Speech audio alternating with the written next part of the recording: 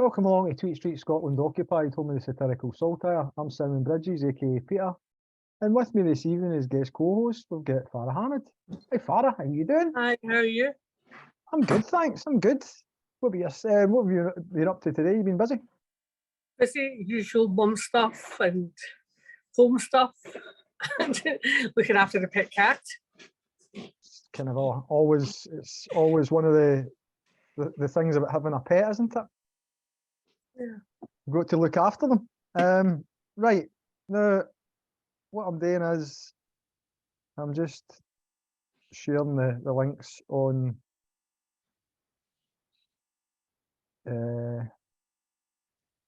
social media, right? So We're going live.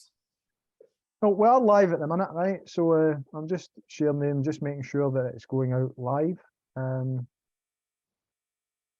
which I believe that it is. So let me see. Yep, going live. Right. So it's called Accepting Liability, Standing Firm Against our UK government. I don't know if you've seen last week, I was a guest on another podcast, on Working Brother podcast, who is a Serbian national, Yugoslavian by birth, but Serbian national, where we talked about the debacle that is the Gender Recognition Reform Bill, and the impact that it's having on Scotland. Now, obviously, this is happening in other places as well, gender recognition reform and also self-identification. So it's the self-identification that's causing a great number of issues. And with the First Minister herself admitting that no everybody that says they're a woman is actually a woman, which goes against what she was rushing through Scottish Parliament. Or when was that? That seemed like an eternity ago, in December. So we spoke about that amongst many other things. And he had recently, in the past couple of months, he'd been to Russia and to the Donbass in particular. Spent some time there at Donetsk, and some of the footage was absolutely phenomenal. It showed us the Russian military museum, and we spoke about the Great Patriotic War.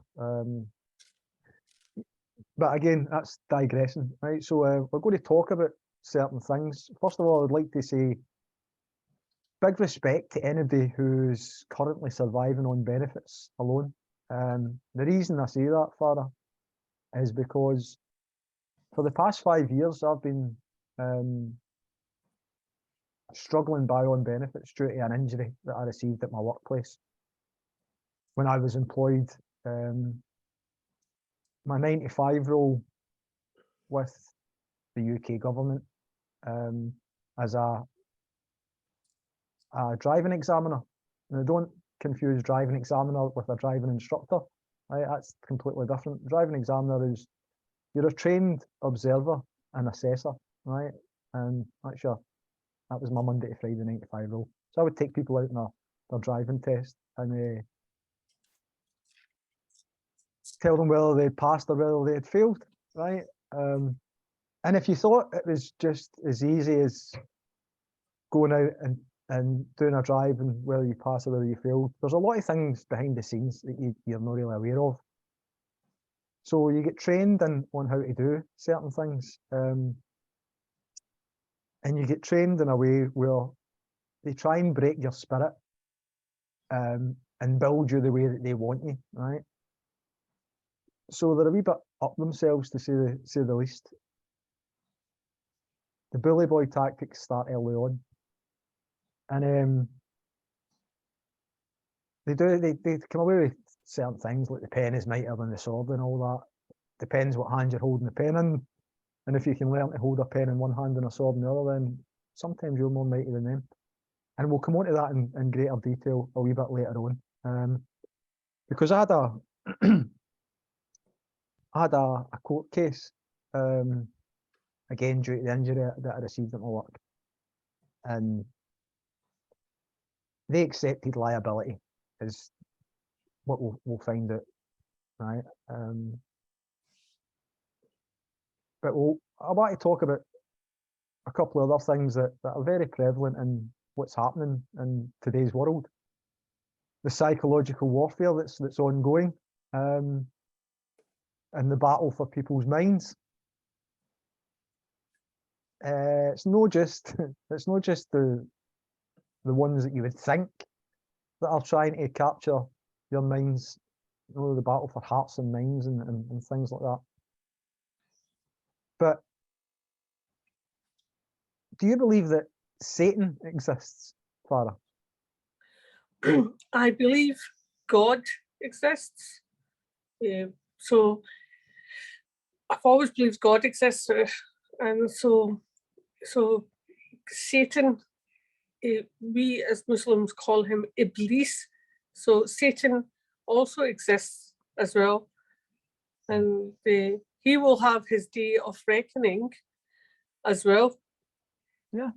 As well. So again, good versus evil. Good versus but evil. good, there will be his day of reckoning as well. So right. yeah. So if I can prove Satan exists, ergo, then it should also prove that God exists in a way. Right, so without further ado, what we'll do is I'm going to play a wee video clip. You're the great Satan. We're the little. So let me just share the screen here and give everybody who's tuning in, wherever they're tuning in from, a wee chance to watch this. They may have. You're the great Satan. We're the little Satan. There's much more to the world than you think, John. 1976, the system Tammy was born, followed by Satan. Satan's silent assassinations through adaptive neural networks, and these are neural weapons we've been using for a long time. 1976, the system Tammy was born, followed by Satan. This biocommunications weapon came over with the Nazi scientists in 1945. President Truman signs the National Security Act of 1947 to create the CIA. The CIA begins a long streak of crimes against citizens of the world, and they continue the horrific Nazi agenda of world domination, all based on this new biofield modulation discovery. The cataloging and cloning operations of minds has never slowed down, grabbing hundreds or thousands of new minds each year, at least reported by those who figure it out. The Russians were infected with the Nazi ideals as well from their share of Nazi scientists who gave them the technology after World War II. Alice, just because I know this is being shown at MIT, was just a chatterbot, and that was weaponized, of course, to, as one colonel said, we will find a way to talk the target to their death. There's much more to the world than you think, John. Remote neural monitoring is one of the terms we use for it. The other term is psychotronic weaponry. Weaponry that has been designed to interact with the human nervous system in order to remotely pick up on someone's neural network or EEG, and not only receive that and monitor it, but manipulate it and place it back into the victim to control their emotions or control their actions. The difference between EEG heterodyning and EEG cloning would be, let's say, me remotely receiving your EEG and then duplicating it and putting that in another person to give them your same thoughts or feelings or physical reactions. EEG heterodyning would be receiving your EEG, manipulating it to put it back inside your head to give us a desired physical reaction or emotional reaction. Right, so there we go. So if we can prove Satan exists, then we can also prove God exists. We'll stop that share now. The battle for hearts and minds, a lot of people might have heard that, especially if you frequent political meetings, etc. And kind of leads on to some other things.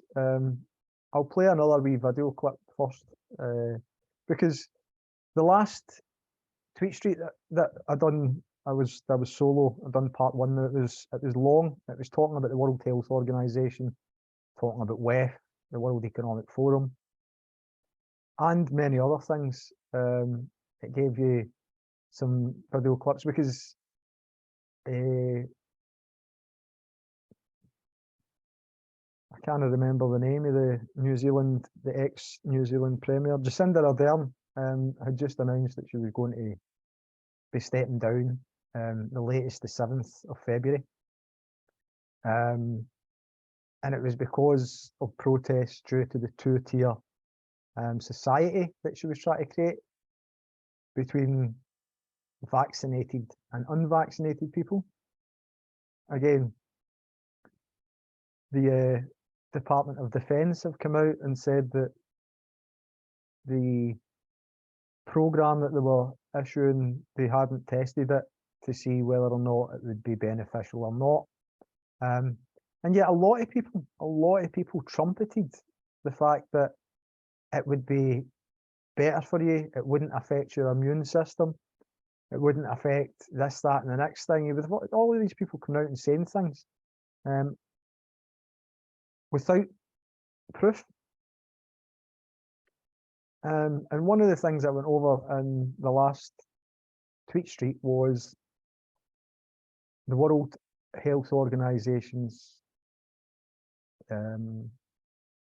pandemic response, crisis management of who they got to pass their messages, because some people are innocent of it. Some people just take somebody else's word because they trust that person, whether it be a politician, whether it be a pop star. I don't know why a pop star, whether it be a sports star, whether it be celebrities and such. And did you notice that, Farah, that was kind of what had happened, where you had these people that to my knowledge didn't have any virology expertise, any vaccination expertise. So did you notice that you had a lot of famous faces or well-trusted faces passing this message? You're on mute, Farah. I personally wouldn't trust celebrities because they don't have any medical information on hand, and they don't have the expertise. Wouldn't trust the medical field because, again, it takes 5 years for anything to be, whether it's a drug or a vaccine, to come to be rolled out. You know, it has to be tested before it can be rolled out. So that's from my scientific background. So I have my reservations, not into what do they say, a genetic vaccine being injected. So not happy with that. So no, I didn't trust. So I had my reservations anyway. Right. My own personal, because having a scientific background, having family members having a scientific background, and friends as well. So, but then the medical field initially were fooled. We can say doctors who have now come out and said, hands up, we made a mistake, you know? Yeah, I mean, a lot of the people that were platformed have been latterly revealed to have no expertise. Yeah. And as you're saying, Farah, in the program itself, they were just effectively reading from a script that they might have been hired actors, like bad faith actors is the way I put it. But we're not hearing much about the excess deaths that are caused. What we have seen is that the Scottish government, and we'll talk Scotland because we're Scottish, but we'll widen it a wee bit. The Scottish government was working in lockstep with the UK government. Westminster? Yeah. Now, there has been an announcement that the programme should stop by the 12th of February for 12 to 49-year-olds.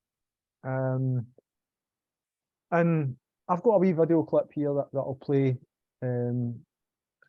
just so that people can see it, just in case you missed it, because it is an important health announcement.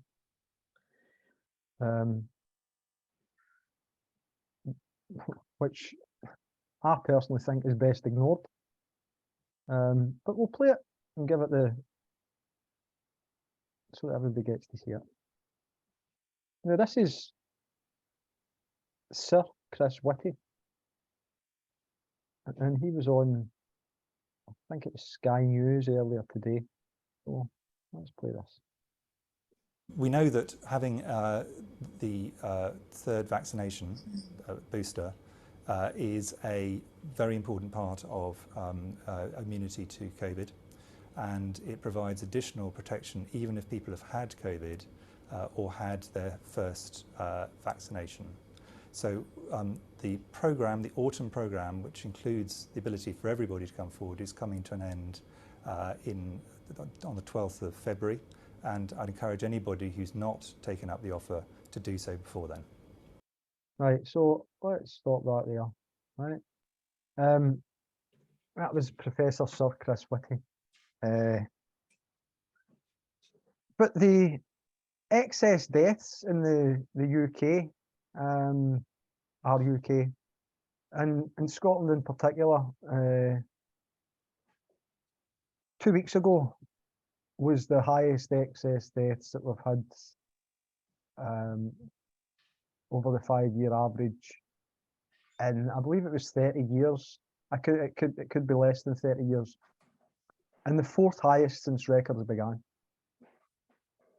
But there was initially denials about myocarditis, pericarditis, and all of these other serious and some less serious health conditions that came coincidentally round about the time the programme started for mass vaccinations. Now, I've had people on, not just on the podcast, but I've had people contacting me, and to be fair to the people that have contacted me to say that, oh well, they believe that they've had an instance of adverse reaction, but they don't want to be talking about it in case they get classed as conspiracy theorists, right? But if we're to believe the World Health Organization that the pandemic, and Tedros, Dr. Tedros, again, I would butcher try to pronounce his surnames, but people should know who I'm talking about, from Ethiopia. But coincidentally, it's alleged had committed genocide in Ethiopia and was then taken on as the World Health Organization head. Had said that it's not ended yet. This was at the Davos, the latest Davos meeting, World Economic Forum. For anybody who doesn't know what's happening at Davos, it's the World Economic Forum. Those are the elite who penetrate the cabinets of governments all over the world. And effectively, they create the conditions to which we survive or not. They ask who the people that controls Klaus Schwab are, because he's a face. And it gets hinted that it could be, it's alleged it could be the Rockefellers Foundation, Soros, George Soros, the Rothschilds. These are all well-to-do people who have no regard for our minds, yours, or anybody that's watching this life or existence. Trying to figure out, was Jacinda Ardern, was she at West this time? You know, because she's resigning, so she's categorically failed to achieve this 2-tier system, you know? Yeah, Well, I mean, there was still protests being held, and again, being held in New Zealand, but also being quashed by police forces. So how do you think Scotland's going to take this, the new changes? So we're not out on the streets, even. Well, this is something that's baffled me, to be honest. I mean, we're given finance from Scottish taxpayers to aid the special military operation in the Ukraine. £65 million, I believe, has been given. Probably more, for all the you know. Scottish government. Again, this is the amounts that have been communicated. We're financing how England and Wales run through being the Saudi Arabia of wind energy, and yet Scotland is charged the most. We still have Trident on the Clyde. So we're financing the war in Ukraine, a war that, well, let's face it, I'm probably going to get harassed for saying this out loud, but Zelensky's a Nazi, right? Well, I don't disagree. I believe Zelensky's a Nazi, but then it's the same. It's on par with Tony Blair going to war in Iraq, which he has now apologised for. He's made a judgment call. So is anything going to come of that as well? Well, we'd like to hope that there would be Probably some. not. There would be some intervention somewhere. Come on, what happened to the whistleblower?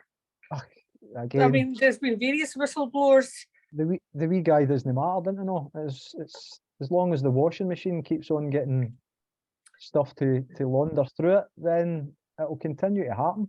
And there's been protests. There have been protests across Europe, because not only are people protesting about German tanks being sent to Ukraine, which the last time there was German tanks in Ukraine, I think it was Hitler that was in charge, maybe. But again, he was a fascist, so they need to be careful, because they don't want to confuse what happened then with what's happening now, because history seems to repeat itself. Do you know about Operation Paperclip? Yeah. Yeah. I'm going to first of all play a wee video from.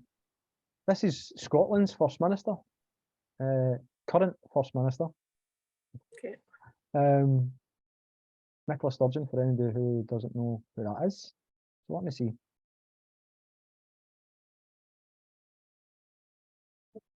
Make sure the screen first.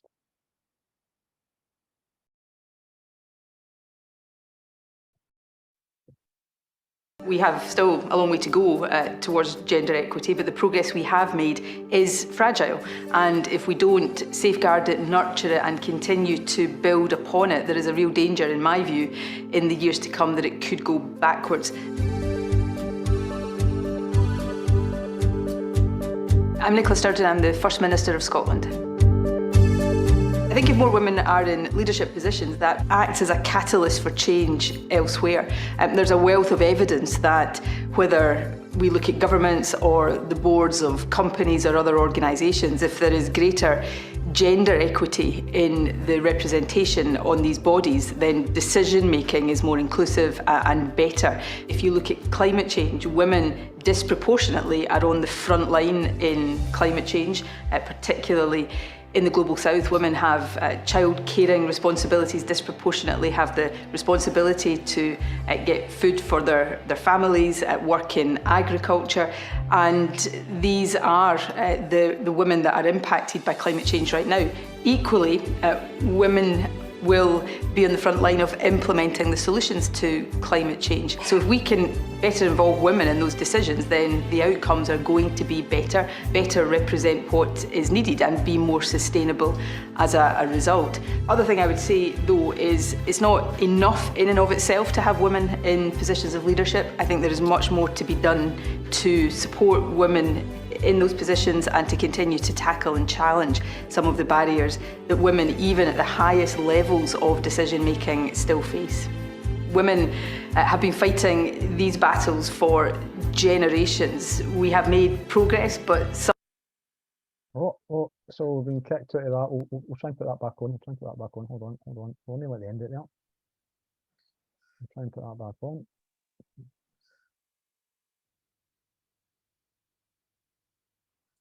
To have women in positions of leadership, I think there is much more to be done to support women in those positions and to continue to tackle and challenge some of the barriers that women, even at the highest levels of decision making, still face.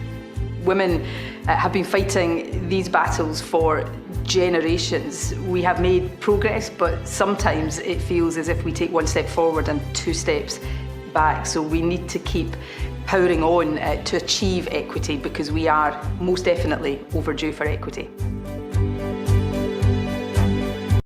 Right, so I had to laugh at this.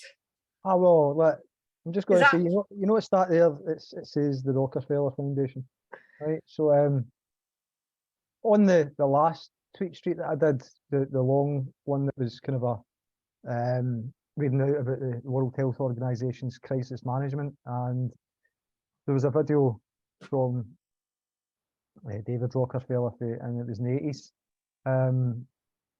saying about controlling the population, basically. The First Minister, and you had to laugh there. I laughed the first couple of times I watched this, because it's gaslighting as far as I'm aware, especially with the gender recognition reform. Maybe she means men dressed as women, you know, because she's got a lot of, you know, over the last 2 years, there's been people put in position. I get confused with this thing. So for me, a woman is a biological female, a real woman. An adult human female. An adult human female, biological, right? Yep. So what I've seen the Scottish government do is put men who say they're women being put in these high-end jobs, you know, equitable positions, and there's no equality for women. No, again, there's a lot of gaslighting goes on. So women are competing against men who say they're women, and men have already got these positions, but now they're competing against men who say they're women. Yeah. What's the right political term? It's a political term, because I get confused, Peter. So what's the right political term to use for men who say they're women, and then what's the right political term? Because I get confused. So with so many terms flying around, what's the right political term to use? Well, for me, it's just a man or a woman, right? Yeah. Well, so I get confused. I think it's an individual. I don't know. Is it now an individual? Well, see, this is where I'm confused. It's an individual man who says he's a woman, and he competes for a. That's why I was laughing throughout that video. I mean, you know, just through the week there, when questioned by the press, he's still a man, about a rapist who self-identified from being a man to a woman, and this is what I said right pretty much at the outset, was that if they're trans, which trans is that can't be defined, so therefore if you can't define it, does it really exist? That's a side issue again. But if they're trans and they say that they self-identify as from a male to a female, then they're from a man to a woman, then they are. You're confusing me, Peter, because See, my this is where we're Asperger's at. brain, I'm being serious, I've got Asperger's, right? I'm on the spectrum. So for me, this is really, really confusing. It's nothing to be laughed at. Yeah, again, I don't want to be laughing at this. And I don't want to be arrested either. Exactly. So we'll look Right. to For hate the speech. lawmakers, and the lawmakers in this case. No, that's not law. This is just the Scottish government. Well, see, they're trying to pass it into It's a law. policy. It's a policy, and our UK government have, through a section 35. Another section 35. Was it not a section 30? No, the section 30 will come on to that later. That's that something different. else? Right. All right, okay. That's what the 10-minute referendum. Oh, right, okay, bill, got you right. We'll talk about that after. We'll talk about that after, right? Oh, So okay. again, something that was invented to try and control people. Right? It's like this gender recognition reform bill was invented That's been going to on try for and over 2 confuse years as people. well. Yep. Okay. But we'll talk about the section 30 a wee bit later on, right? But section 35 was the Scotland Act was used to prevent the gender recognition reform bill being passed as out with the jurisdiction of the devolved government in Scotland, the administration there. Now, if you go to the Scottish government's own Twitter page, they say in their own Twitter bio that they're But devolved. Westminster said that the Scottish government can't do that. They can't do that. That's correct. But right? so they took 2 years to do that, 2 years faffing about doing it. And now Westminster has stepped in and said they can't do that. They can't do it, right? Right. What a piece of piss. Aye, right. But the section 30, we'll talk about the section 30 later on, right? But the Which section is also 30, a piece of piss in my eyes. Right. So again, Did Nicola Sturgeon make the section 30? No. Who decided on the section 30? Well, that was decided between David Cameron, who was the Prime Minister at the time, and Alex Salmond, who was the First Minister of Scotland at the time. Did he not run away because something about alleged slush fund somewhere? David Cameron. That was just an alleged thing. I mean, I'm not saying it's true, but that was the greenhouse grants scandal, wasn't it? Or was it not some sort of money inheritance fund or something? That was the greenhouse scandal. I'm sure it was, right? Yeah. So pigs might fly, you know. Aye, but anyway, the section 30 again, they're trying to the Alba Party with their 2 MPs and 4 other Scottish MPs, 3 of which from the SNP. One is currently an independent, Margaret Ferrier,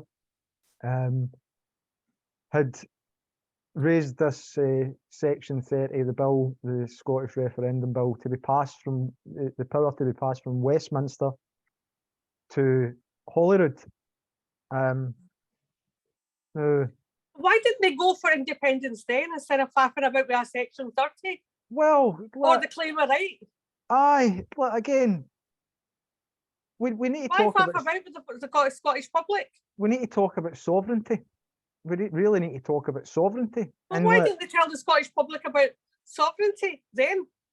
Well, this is the thing, right? So were the Scottish public too wee, too stupid, and too poor to know about their sovereignty then?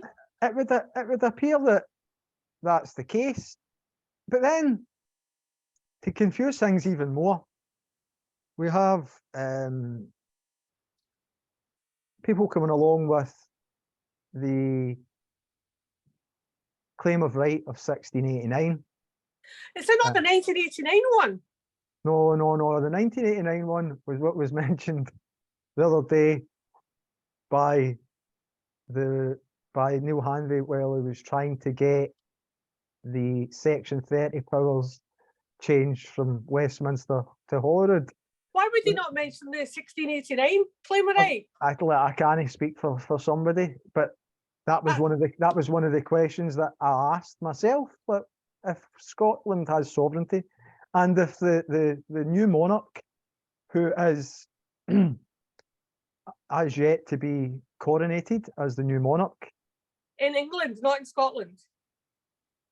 that's open for debate, and whether the the stone of Scone is going to be going down Yeah, there. because look, 1689 claim of right, reconvening the Convention of the States, not as the claim of right 1989 Scottish Constitutional Convention, you know? Aye, well, So why are we here at an impasse here, you know? Why is there a division here? did you know that there was a weather balloon over the US, right?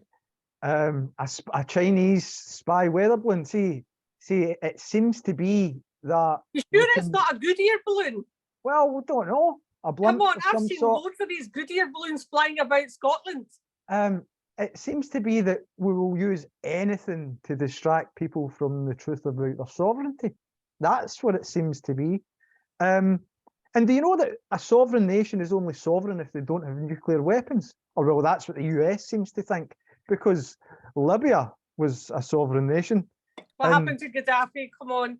Well, exactly. Well, he was taking on the petrodollar and almost about to succeed. And look what happened But- to Saddam. And do you know what his problem was as well? He didn't have weapons of mass destruction either. So the good guys Is of the that West, Saddam or is it Gaddafi? both, Both. neither Wow. had And weapons did of mass Blair not destruction. apologise just there?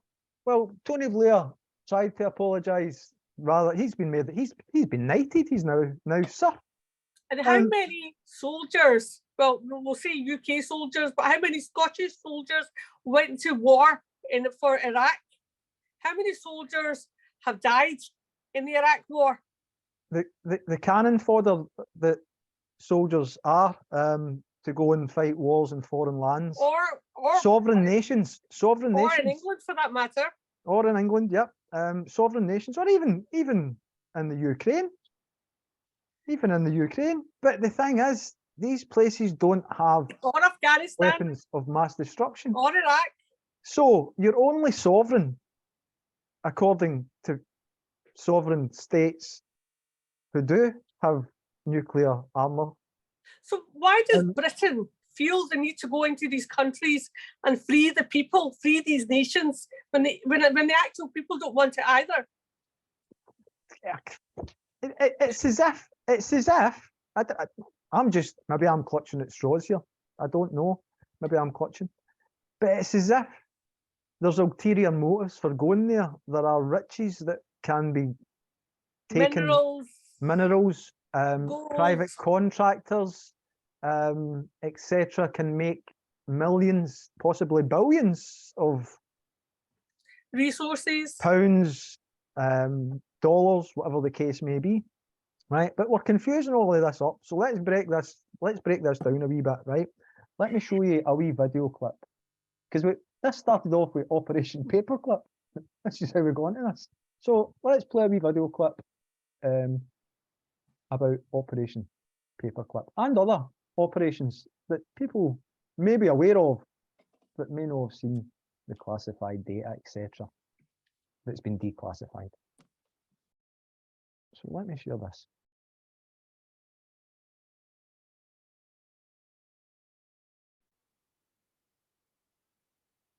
Now, you might want to pause this at times as it's going through, because it's only 2 minutes and 19. And there's a lot of information that you won't be able to read through as it's going through, all right? Now you're going to learn exactly when this phrase conspiracy theorist became weaponized to shut down anyone who would question our dear centralized government and its official narratives, pretty much on anything. The dispatch itself is marked April 1, 1967, April Fool's Day.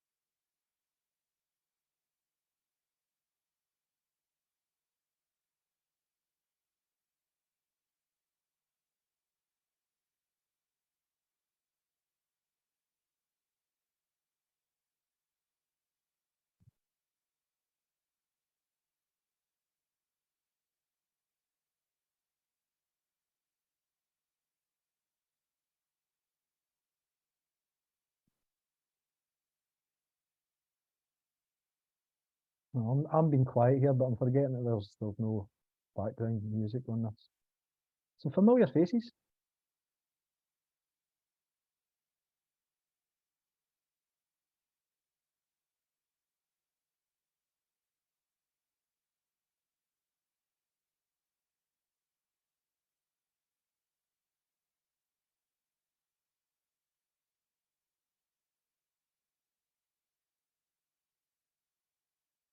You think the Spanish flu of 1918 travelled to other places other than Spain? You're on mute, Farah. I think the same thing probably happened. Oh, sorry. About the EU, probably the same thing happened in the other large countries as well. Yeah, it's as if it's like a. It's a repeat, you know, like the it's pandemic, the Spanish flu. yeah, the it's as if plague. it's like a reset of some sort. Maybe Yeah, it's like a great reset, maybe something like that. I don't know. Hold on. Right, so we're getting some comments going in for online. Let me see.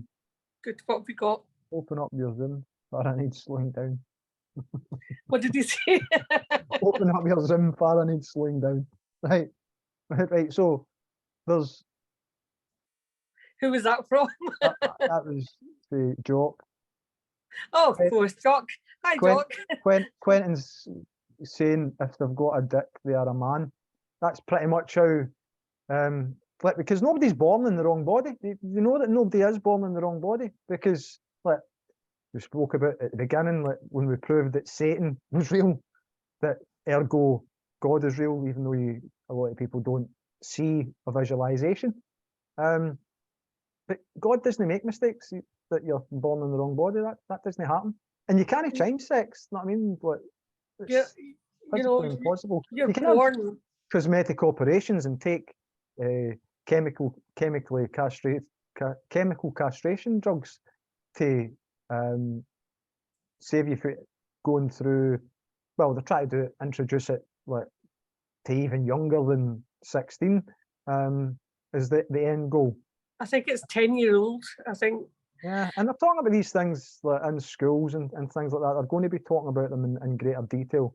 So just be switched on to that. But you can't change sex. You can get cosmetic operations like you can, like pretty much nip tuck type thing, where you can make yourself look like Cat.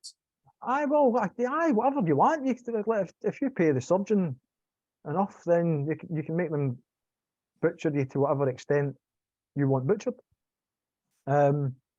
mutilated or whatever. But they're confusing this as an ideology and indoctrinating people, just like some of those videos that we shared earlier. It's saying that these things actually do go on, these operations to infiltrate societies, to get the Well, you were talking plethora about. of goodness from the lands that they're trying to infiltrate, right? Okay, How it happens. Sorry, Farah, on you go. you were talking about Operation Paperclip. Now, they took the Nazi scientists and they took them over to America. Yeah. You know, and the Jewish community, they knew about this. They were aware of this. And the American government, they did that. And there's been various programs and things being made about this and how it was done. And how these Nazi scientists were, remaining Nazi scientists were integrated into society. Now, I don't have proof of this, you know. I've just seen these various programs and things and documents that have been shared on internet and programs that have been made. But it makes you kind of think, right, well, who was behind all this, you know, the experimental stuff that went on in the camps there? Well, you've got to question that, don't you? You do. You've got to question that. I'll do another wee share here that's got a picture and some reading material. Since we were talking about Operation Paperclip. Now, this is according to Otto Skorzeny, pictured as the Scherf family and a few friends circa 1938, holding Mother Scherf's hand. At the left is Martin Bormann, in front is Reinhard Gehlen, in back is Joseph Mengele, and to his right is Skorzeny as a young man. At centre right in the German Navy uniform is George H. Scherf, Jr. and his father George H. Scherf Sr. Bormann became Hitler's second in command. Reinhard Gehlen was a chief SS officer and assassin who was smuggled out of Germany under Operation Paperclip. Skorzeny was Hitler's bodyguard and SS spy, assassin, who came to the US after the war under Project Paperclip. Skorzeny and G.H.W. Bush were instrumental in merging Nazi SS intelligence with the OSI to form the CIA with Wild Bill Donovan and Alan Dulles. These guys were also a part of CIA mind control experiments such as MK-Ultra. SS officer and physician Joseph Mengele, the notoriously sadistic Angel of Death of Auschwitz, escaped Germany to South America after the war. George H. Scherf Jr. became the 41st President of the United States, as George H.W. Bush and George H.W. Scherf Sr. was Nikola Tesla's trusted assistant. Now, there's the wee picture there with them all documented who they are. Aye, so again, there's all of these allegations about these things, you know what I mean? These are all alleged by people. So we'll stop that share there. Interesting picture, I thought. What again, just sharing a wee bit of satire and a wee bit of attempt to bring some light onto the hell that we're facing. Right, so let's get back to. Would you care to comment on that first, Farah, before we go back to? Well, I think nowadays nothing's hidden. It's there. Nobody's scared anymore for things like this to come out, are they? Well, no, we're in a very dangerous situation. Is the best way I could describe. With the doomsday clock approaching midnight. We're now at 60 seconds to midnight, or less than 60 seconds to midnight. Well, I wanted to kind of let's read over the title of this evening's broadcast about liability accepted. So, as I said right at the outset, I was injured in my place of work. And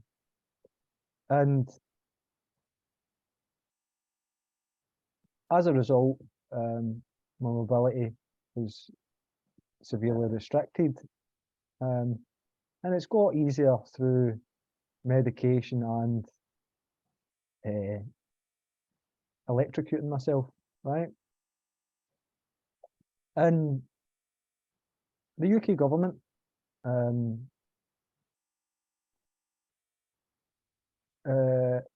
settled out of court just the other day. There was a grievance raised by myself, which I don't mind talking through. But due to their negligence, they settled out of court. They accepted liability, and we came to an agreement. And part of that agreement was that I could talk about this grievance that was raised. Now, as I said at the beginning, if you think you were going to your driving test and you were just going to go there and it would be based on your performance on that test on that day. Sometimes it's like, and this is going from some of the people that say the pen is mightier than the sword, etc. Sometimes, and this comes from some of my ex-colleagues, because this was my Monday to Friday 9 to 5 role with the UK government. So this comes from some of my ex-colleagues, where they say that sometimes if you smell, then you fail your driving test. If your breath stinks, you fail your driving test. If you're cheeky with them, you failed your driving test. Like, not all of them. This is different comments that can be attributed to members of the workforce that I used to be a part of. And it kind of gives you a wee bit of an indication as to if you thought you were going there.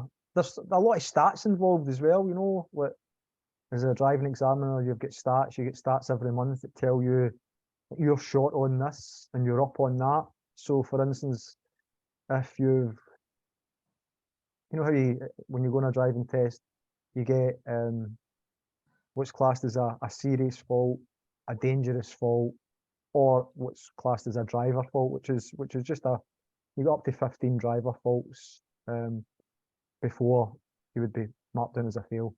But again, some of the people would say to me in private conversation, oh, well, if it's a really scrappy drive and they're at 13 or 12 driver faults, then you're just looking to give them something that's serious.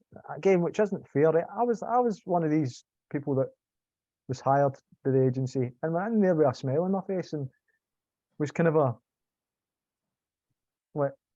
you got the gist of what people thought of you whenever you went out into the waiting room to tell somebody they were going on their driving test. Their instructor would usually go, oh, you've got that one, he's good, or oh no, you've got that one, right? So I was one of the ones that used to go, oh, you've got him, because that was fair, right?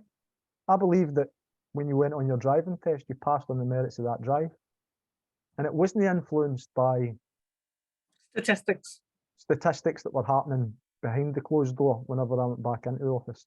No. It's good to know that stats work even in the driving centre. Exactly, right? I would not conform to type, right?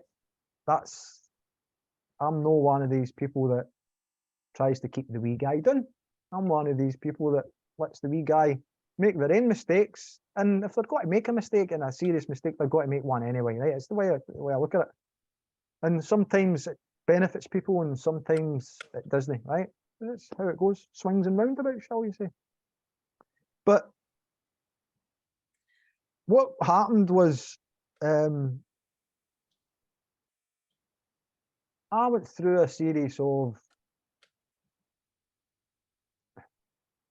re-education, shall we say, right? Where they were trying to re-educate me to be more like the model that they wanted, rather than me being the wee smiley guy that tried to kind of put people at ease rather than make people sweat.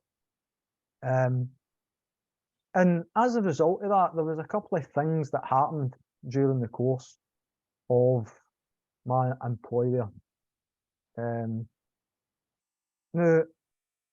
I'm no scared of bullies. It's just how it goes. Like, I refuse to be bullied, right? People try, but they might think they've bullied you. However, you stand your ground, you don't back down. And that's what I've done in this case. I took the UK government to court. The Cotswold group, you might want to check out who they are. Remember G4S? G4S, yep. The Cotswold group, private eye agency, like private detectives, private investigators, non detectives, private investigators that go through all your history and social media and all of those things. But I wasn't very active on social media. And then it was a case of, right, well, I need to get myself back in the game, so to speak. And I can remember the line for for Braveheart, ironically, when the chap who plays William Wallace, Mel Gibson, at one of the battles said to some of the traitors, when I wave this flag, ride running behind their position and let the opposition see you do it. So let them see you doing it, right? To lull them into a false sense of security. So I decided that I was going to become more active on social media just so that they could see that I was still there. And that's what I did, right? But some of the things that happened to me, which I don't mind talking about, Farah, and hopefully you can give me your opinion of it, was that they tried to get a wee bit. They quickly found out that the aggressive approach wasn't going to work, because I worked to the rules of the code of conduct within the civil service. I knew policies and procedures like the Equality Act of 2010. I knew what my rights were as an employee. I also know what my rights are as a human being. My sovereign rights, my birthrights, and I'll stand up for them at every single term, And maybe they didn't like that, so they tried something else, right? So it was the re-education, the way that it was blackballing me from the civil service, effectively. Try to get them on this, try to get them on that, try to get them on this. But then my boss, on one occasion, tried to get me on something different. Now, I betrayed my gut instinct, and that's the thing that kind of bothers me about it, right? I betrayed my gut instinct because he tried the bullying and because he was a big man. He looks exactly like, I think, Warren Gatland, the ex-rugby coach, ex-Wales rugby coach, it's his name, kind of a grey hair. He looks exactly like him. So if you want to Google Warren Gatland, you can get a visually what my ex-gaffer looked like. Now, I used to car share in and out of work with a colleague that stayed close by me. So he used to tell me, I never noticed this at first, right? But he used to tell me, like, do you notice whenever he comes over to speak to you, Peter, he puts his hand down the back of his trousers when he's talking to you, and then the next thing he's doing that and kind of I hadn't noticed until he'd said that, so I looked out for it, right, and then I started to notice, like, that's a bit weird, right? I laughed it off, right? End of the day, smelling his own shite, so I looked at it, right? So there was that, and then the same colleague who I used to car share with, and like, he would take his car one week, I would take mine the next week. That's how it worked, right? Unless you were getting sent to another office because you'd probably said something that pissed the boss off. So he thought, well, I'll send you to another office. Because when you get sent to another office, anybody who worked in that office, that was their home office. Not the home office, but that was their home test centre. They used to get the last test off, and you would pick up the last test. So it was a way Keep you behind. To keep you behind, because you were going further away from your home test centre. You're having to travel there. Don't get me wrong, you got mileage in that for it, right? And so swings and roundabouts, but it was a time thing more than anything else. So it would take you longer to get back home. You were going through more traffic, all of that kind of stuff. Right? It didn't bother me. I used to love going a drive. Like getting out in the car, going to wherever, seeing things about Scotland and the rest. So I used to love driving. Used to actually enjoy it and take in some of the scenery. Like, there was some roads that were better than others. They're all potholes nowadays, right?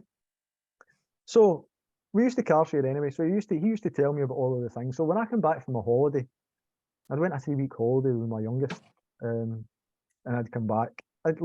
He used to give, like, they used to say things that, and this didn't bother me, although it probably should have. That I was the token Tim, right? Was one of the things that was said. And like, anybody who doesn't know what that means is, like, I was a Celtic fan, and which meant then that the majority weren't, which was cool. Didn't make any odds to me. So he used to say to me, like, once I came back from a holiday, he'd said, "Oh, did you hear about this?" And I was like, "Well, I've been on holiday for 3 weeks, so no, this is the first of hearing it, right?" So one of my colleagues, you got a programme of who you were testing, etc. And it had their personal details on it, right? So if anything happened, you could potentially phone that person to say, "Oh, listen, we need to cancel your test, or we need to do this, or whatever the case may be, right?" So they had their personal details. Now, one of my colleagues had asked a question of somebody that they had doing their driving test, to say that they were an artist and they were doing art at university. And he asked the young lady, the young girl, if she would paint him in the nude. He then contacted her on social media. So he took the details, well, obviously home, searched for her on social media, contacted her, and asked if she would paint him the nude again, right? The young girl had got in touch with the office and complained about it, because it was a breach of DPA. Before it was before GDPR had come, just before, or GDPR was just coming in, I think. So again, it's like breach of that. Now, I'd been told that this in the car on the way in, right? But I thought that him telling me was because everybody in the office knew about it. So the minute the chap came into the office, I just say, "Oh, that was terrible what you done." But no disciplinary or anything. But it just goes to show that it was the gaffer that got the complaint. So therefore, it was the gaffer that leaked that information. So I see it. And then there was other instances about another colleague who had to take time off work on the sick due to knee pain, shoulder pain, and back pain. I don't know how that came about, right? I don't know how the pains came about, if it was work related or not. But my colleague who was driving me in and out that week was telling me all of this on the way into work. So these were the things that, when you're well respected, you get to know all the things that happen round about the office. And another colleague was telling me, and he would tell anybody that went into the office, that he was bullied off his previous, the local driving test centre manager when he first started, to the extent that he was off work for a long period of time. But he kept voicemails and kept all the communications and raised a grievance, right? So I pretty much what I done, I raised a grievance because after being shouted at, like screamed at in your face, you get it, people getting into your personal space and stuff like that, you know what I mean? When they don't need to be, like, then getting sent to, you need re-educated. We'll take you to another test centre and we'll train you up there. This was a job, not a camp. This was a job. This was a job, right? This is the civil service, right? Just so that you know. So I went to this another driving test centre in Airdrie, and it was an old pub, right? We used to find that a lot of the off-site test centres were old buildings that were repurposed.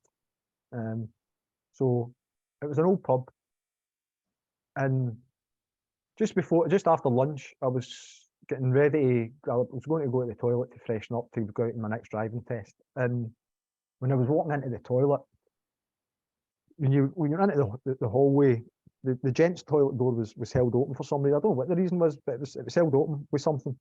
And even though there was women used that office as well, when the women's toilet was there on as you walked in, and the gents' toilet was straight ahead, so you could see in to the gents' toilet, which had a big splashback mirror all the way the full length of the wall. And there was 2 cubicles. There was no urinal. Maybe that was why the door was open, because there was no urinal. So there was 2 cubicles. So I'm walking in. Now, remember, I'd said the job. I was a trained observer and assessor, right? So you notice things, right, and you assess as you notice them. As I'm walking in, the cubicle door opens, and my boss was coming out of the cubicle in a state of undress, with his trousers round about his knees, legs wide apart, holding the trousers up on his knees, with his hands in the inside of his boxer shorts.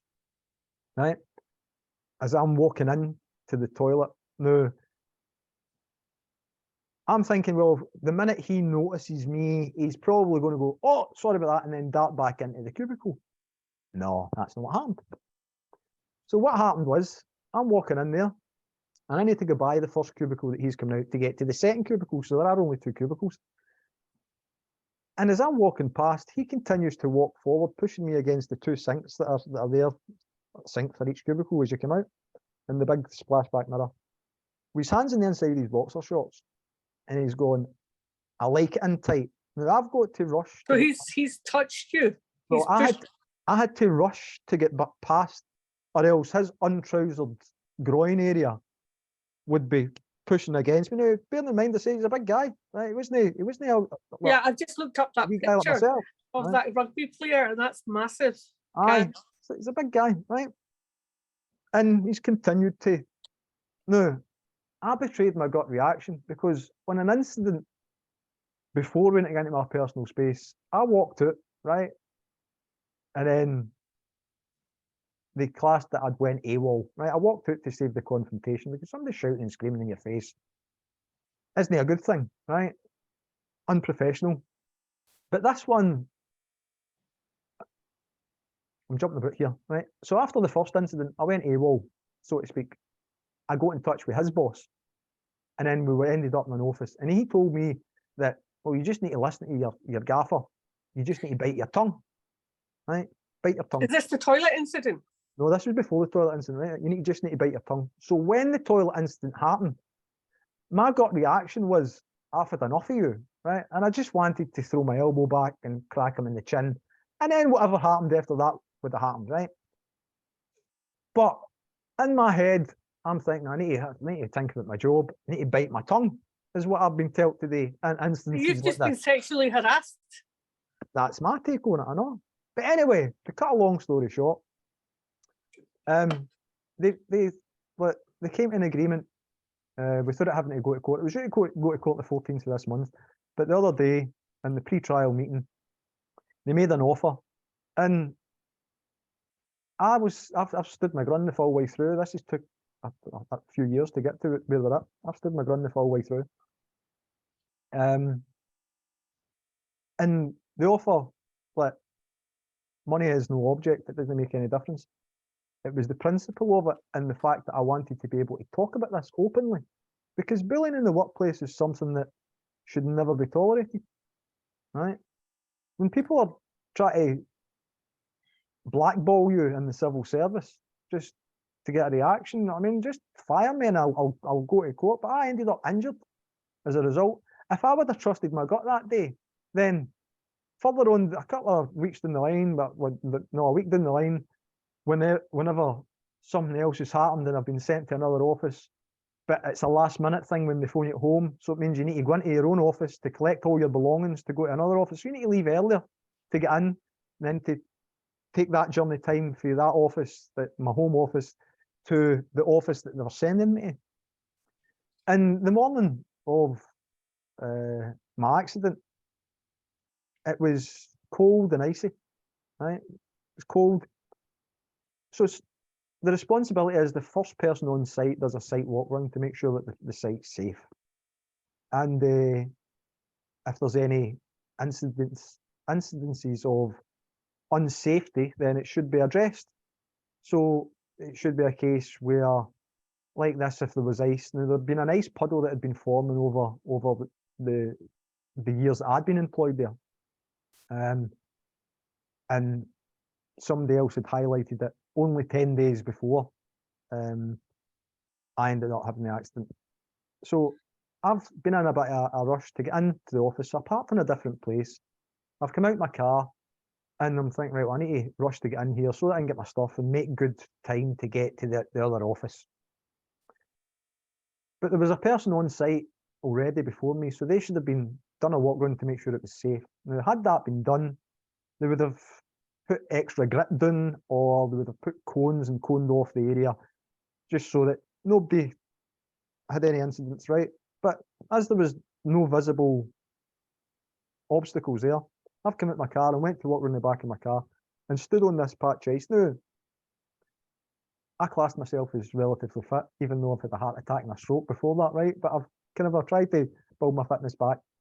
So it was a case of, I didn't want to go on my arse. I didn't want to fall. So I twisted and I tried to push myself off the back of my car to maintain on my feet. And I've hurt at my back. I've exchanged all these details when I went into the office and said to the guy that was there, listen, you need to take care of that because you don't want a member of the public or another employee be following the same fate. So they done the thing, took photos and everything, because I reported it straight away. And reported that I'd hurt myself. And so you did your due diligence. But if Yep. somebody else had done their due diligence and health and safety checks before that, you wouldn't have fallen that fate. Aye, You know? pretty much. And as a result, it just what. No, I mean there was things that happened like before that as well, but again, they're no worth mentioning. Like I having can't get over the bullying, the intimidation. The manager's telling you, the supervisor's telling you to bite your tongue at each instance. Now, I've known people, friends, you know, acquaintances, and you're a friend, you know, and being told, you know, to keep quiet, and they're in fear of losing their job. They're scared, you know, they're bullied. And the climate nowadays is people aren't even, they're scared to join a union. And even if they join a union, you know, it's not like the old days where unions, you know, there's full backing, you know. I mean, we had PCS, you know, and it's not like the old days, you know, Arthur Scargill out on full force on the streets, screaming and shouting. It's not like the old days. There's none of that. Everybody is so quiet nowadays. People are scared to stand up for their rights for fear of losing their job. Jobs. Well, or for fear of they all something walk else. out, you know, what the hell are they going to do? Exactly. No right. kids in school. What So are the teachers in school is going to do? What's the economy going to do? So let's talk a wee bit about sovereignty, right? So when you're born, you've got sovereign birthrights, right? You've got birthrights. Nobody owns you except God. You born, you die. And you should stand up for yourself every term, every single term, right? Because nobody else has got to stand up for you, really. Now, when I set this podcast up, it was so that I could be seen, not by millions of people, by them, right? It was a case of, this was me striking back. I'm taking on the UK government. I'm a Scottish independence supporter, because I had to be quiet about that when I was in most of the places of employ that I've had. And look, I've shared some information as I've went through here personally myself about the time that my mate got shot in the head and then shot in the back while we were playing at football. Now, I was probably one of the weakest guys in the park, but I was the first one to run after the guy that just shot him. Look, run after him. While all these big, tough guys that played in the team were going the opposite way and then going, where's she gone? Oh, he's gone that way. What's he doing? And then following you, right?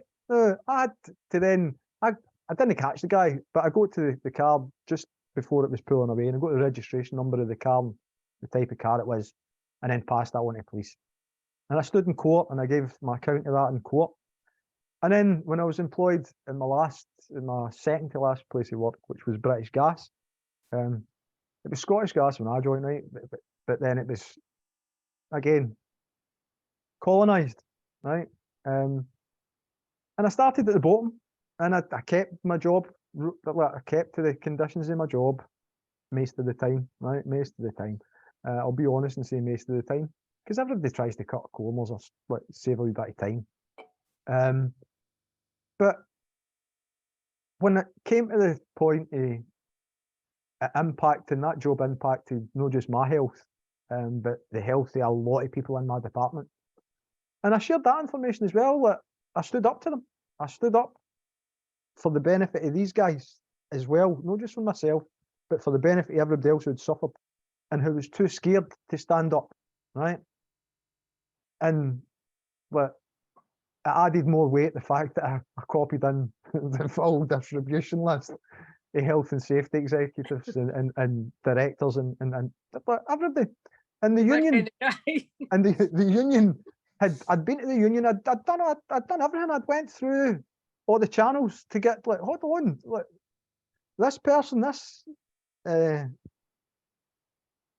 centre manager, the manager of the centre for my department, had told me themselves that it was mental abuse what the company were putting the employees through. So I found all the stats and I went through the chain, like, jump through this hoop, jump through that hoop, jump through this hoop, jump. All the while somebody else was taking the wheel, all the while somebody else was taking the wheel, all the right. And then I thought, fuck this, man. No, here you go, I'll do what they do. Friday, usually Friday afternoon, before they're walking out the door, they're sending an email that's got to land on the workforce, and then they'll have all the moans and grumbles. Then they'll have the weekend off, most of them, and then by the time they come back on the Monday, they've already said to their own manager who's collated all the information, right? So guerrilla management, that's what I done. Walking out the door on Friday, just after no long after I'd returned from having a stroke, and got all the information, and just, oh, well, there you go, I'll send this, just as I'm walking out the door, dink, walked out, folded my laptop down and walked out the office. My phone never stopped ringing for about 3 hours. Folk are going, is everything all right? Like, I never answered, right? It was all message. I thought, no, fuck that. I'll deal with this on Monday when I go back into the office, right? So, like, I stood up for folk. I'll always stand up for the wee guy. I'll always stand up for the wee guy. So let's talk about sovereignty, right? What is sovereignty, Clara? What's your take on sovereignty? We're all free. Aye.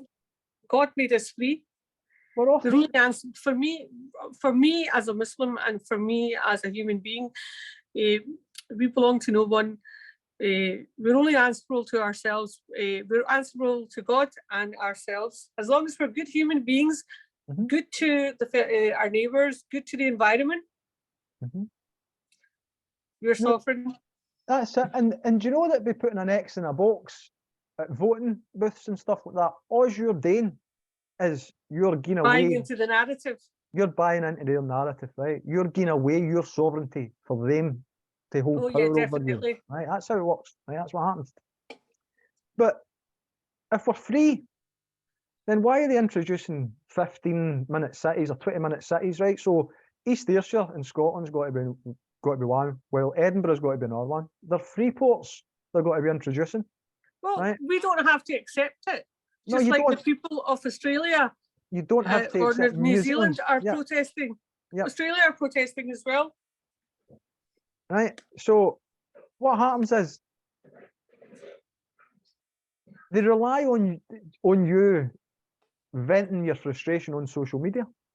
Oh, right. Because if you dared to use your sovereignty the way that you're entitled to it being free at the minute, you would all get together and you would all go, fuck this for a carry on, for a game of soldiers. Fuck you and the whole shit road on, pal. We're dealing with this now. But what they rely on is people going, oh, well, I can't date on this day because I've got this on this day. I've got work on that day, or I've got childcare and that issues on that day, or I've got this on this day, which a lot of people will prioritise over their own sovereignty because we're free at the minute. We're about to not be free. So they'll distract you and go, well, if you do this at the next voting thingway, then we'll push for this. You'll push for it. But if we all get together the now and date the now, then you'll no need it. You have got us into this state. Like, you're not struggling to put your heating on. You're not struggling to feed the family.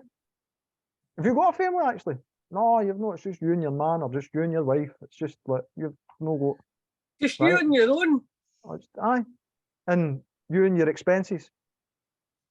150,000, you know? Aye, it's absolutely mad how people will stand on platforms and tell you, oh, you do this for me. You do this for me, and then we'll try and do for you is this. No, when I was at school, But we are sovereign. I was told it was the Ice Age coming. The Ice Age is coming, Aye. right?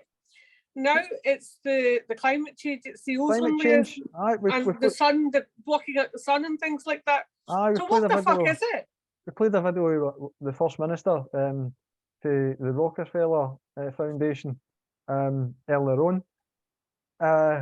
Wait a minute. Are you not supposed to be representing Scotland and no an American money magnate? Come on. Looking I mean- out for, but no, what we'll try and do is we'll try and confuse all of Scotland, and we'll have them arguing. We'll have them all fear of this, so they'll argue and they'll be that focused on this that they'll not see everything else that we're getting away with at the background, like digital identities that are getting brought in, see central bank digital currencies that's getting facilitated through the UK government that's being introduced. Scotland's going to be trialling it this year, before the end of the year. Now, when they trial it, it's never going to go away, right? That's the truth. Then we'll be in a cashless society. You'll be in your 15-minute prisons, and you will own nothing, and you'll be happy. Yeah. Meanwhile, who was it? Was it Blair when he was in government moved the boundaries of the sea? Yeah. Yeah. So meanwhile, yeah. So while this was is it Gordon Brown? No, it was Tony Blair when he was Tony PM Blair, before Gordon Brown came in yeah. afterwards. Yep. Meanwhile, while all this is going on, they'll move the boundaries of Scotland a bit further and further, you know, until there'll be nothing left. Yep. And it's not a joke, you know. I may be being cynical about it, but it's the truth. I mean, a lot of people didn't know about that either. It's mad, man. It's absolutely mad. But you're free, right? The door's open. There's nothing holding you in that door. You can open it like in your house. You can open that door, and you can go. You don't need to go to Edinburgh. You don't need to go to Glasgow. You can get with your folk run about you and go to your local town councillor and say no, bugger off, and say no, right? And stand up for yourself, like, because see, the longer you don't stand up for yourself, the less free you become. The more tighter your door gets shut. There'll be people, it'll be when they're nailing you into your own house, like they done in China, like for the lockdown there, the lockdown, and somebody died as a result, and then people started protesting, funnily enough, and then they reduced the lockdown, the severity of the lockdown issues that they were having in China and the areas that were having them. When it was after somebody had died in a fire, being locked in their own blocky flats or housing, like a tenement type thing. That was, except in China, it was flats or something like that. And somebody died in a fire, and the fire brigade couldn't even get to them because the streets had been shut off to give them access. So that's what happened, and the people protested. But they've already got the social credit system in China, so a lot of the people that were protesting then get their social credit app switched to red, which meant that they couldn't buy food and they couldn't go onto public transport. Now, we don't have that restriction just yet here in Scotland. So you do not have to take the digital app.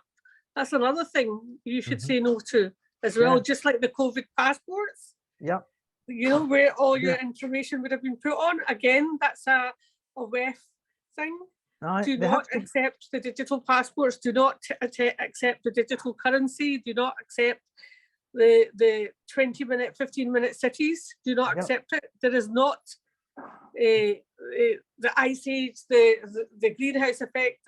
It's all created by wars, greed, corruption. And they keep everybody scared by the threat of nuclear war that's going to be happening. Well, they keep on financing, well, to the last Ukrainian at the minute. The next one will be in China, over Taiwan.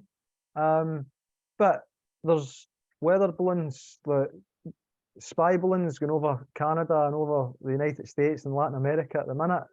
It's just Goodyear balloons. Aye. It's like the Wizard of Oz, the man behind the curtain. The distractions are there. That's the man behind the curtain. Pay no attention the man behind the curtain. because you've got your own concerns to be thinking about. We need to keep you focused on fear and distraction and keeping you apart, right? Now, that's pretty much it for this week's Tweet Street.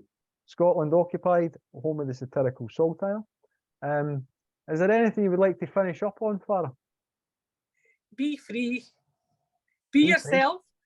Mhm. Trust your own instinct. Yep.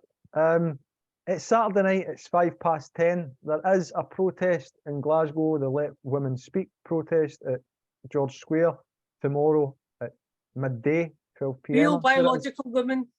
Real biological women. There is a counter protest with furries, right? That the Scottish government are What are that- furries?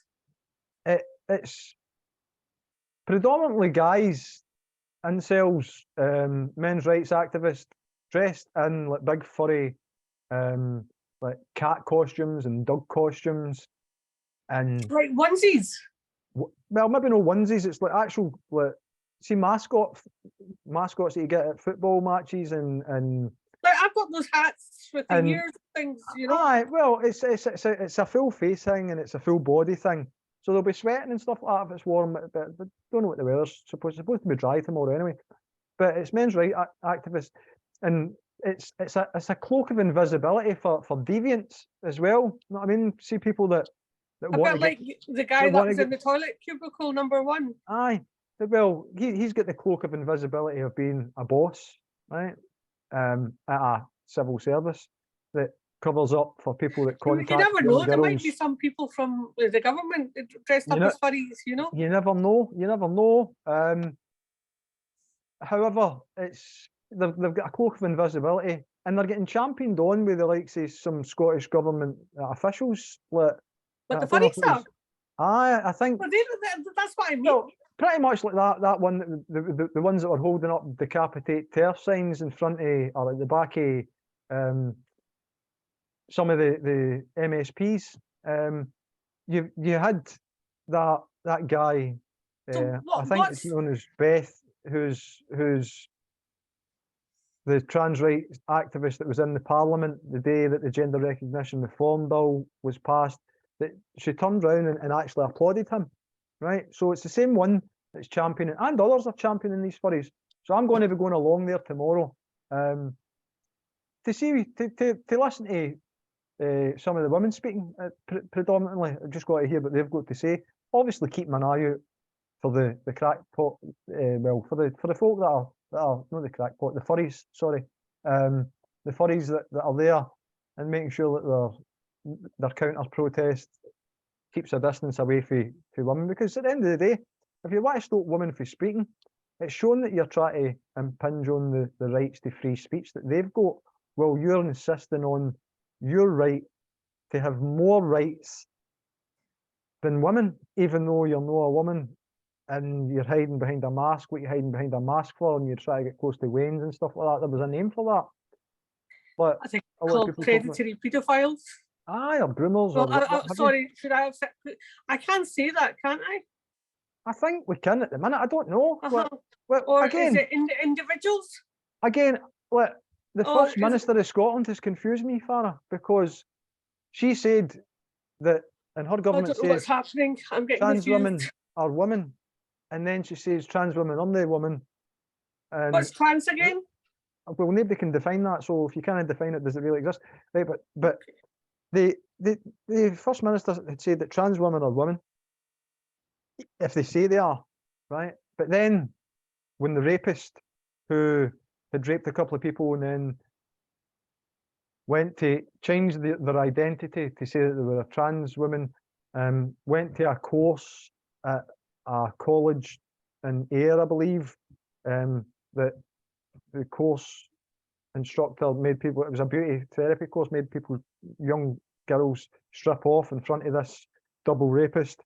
But then when they went to court and the furore happened about it, and when the First Minister was questioned, when some sunlight was brought on it to the public, because the public are against this, it was only the government So that had passed this through. was She this had said- person a rapist when they did the course? Yes. So did the college know? They must have known. Well, allegedly they didn't. And the First Minister said that, well, this individual is not a trans woman. But he said he was. Or she said she was. Or it said that she... So we're always confused as the people that can't be defined. And it's as a result of the First Minister of Scotland that's causing that confusion. Oh, it's just a lot of Aye, right, so we're going to leave it, sugar we're going to leave it for the night on that. and We spice. never quite get back to the Section 30, right? Another day then, Another day, right? because I've got a lot to say about that. We'll Should talk never have about that. happened. They should Aye, never have again, signed a piece of paper. the Section 30, the gold standard that the First Minister was getting decried for, seems to be what's getting... No, she never signed it. She was just the deputy at the time. No, I know, but she insisted on getting this S30 so that we could have a referendum. And But who started it off? So we know who started it off, right? But that's what I'm saying. The First Minister... yeah, but he's now doing this the self-determination bill. You know, again, another dummy thing. Well, right. why are we doing this in Westminster? Exactly, if the Scottish people are sovereign and the new monarch has said Westminster that doesn't exist. the claim of right of 1689, but they never quoted Instead of the 1989. 1689. Again, it's as if people are just trying to distract Scottish people and confuse Scottish people for the sake of it. Because they're too stupid, too poor. Too poor to buy some time. Or maybe it's because they're no big enough, no rich enough, and no clever enough. As I've already had dealings with somebody else, which we'll come on to on another show. Okay. But for the night, thanks very much to everybody who's joined us online. For anybody who's watching on catch up, thanks very much for tuning in. And we're ending the live stream now. Have a nice evening, folks. Bye.